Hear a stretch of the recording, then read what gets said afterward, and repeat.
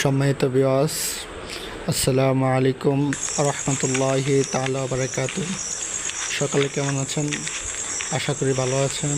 আপনাদের ভালোবাসা আমিও ভালো আছি। আজকে ফজর নামাজ আদায় করার পর সকালের সৌন্দর্যতা মুহূর্তটা দেখানোর জন্য আপনাদের সামনে আসলাম।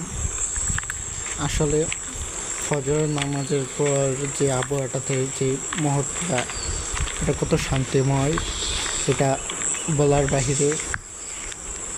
আমরা সকলে চেষ্টা করব ফজর নামাজ জামাতের সাথে আদায় করার জন্য, কারণ এই দুনিয়া চিরস্থায়ী না, এটা ক্ষণস্থায়ী জীবন।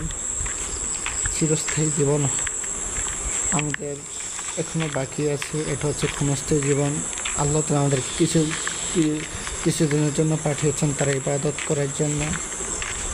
তো আমরা কিসের এত বাহাদুরি, কিসের এত অহংকার করি? আমরা সব অহংকার বাহাদুরি বাদ দিয়ে আল্লাহর কাছে মাথা নত করব এবং আত্মসমর্পণ করব,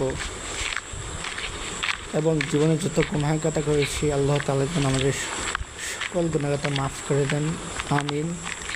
এবং সকলের চেষ্টা করে 5 ওয়াক্ত নামাজ জামাতের সাথে আদায় করার, কারণ নামাজ আদায় না করার ভয়াবহতা অনেক কঠিন। আল্লাহ তাআলা কোরআনুল কারীম আল্লাহ তাআলা বলে দিয়েছেন যে আমার বান্দা যদি 1 ওয়াক্ত নামাজ কাজা করে, তাহলে আমি আল্লাহ তাকে 2,88,00,000 বছর জাহান্নামের আগুনে জ্বালাবো। তো আমরা চেষ্টা করি 5 ওয়াক্ত নামাজ জামাতের সাথে আদায় করা। আসসালামু আলাইকুম।